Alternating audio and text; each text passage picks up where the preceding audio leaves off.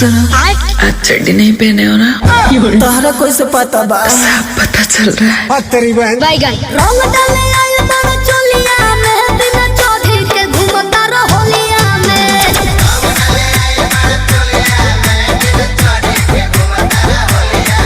बिना चोटी के घूमता रहोलिया में। रंग डाले आइल बारो चोलिया में, बिना चोटी के घूमता रहोलिया में।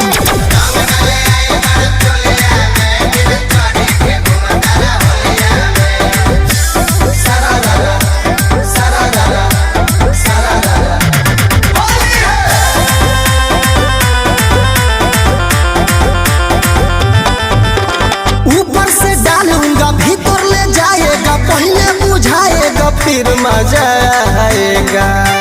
डलवाला ना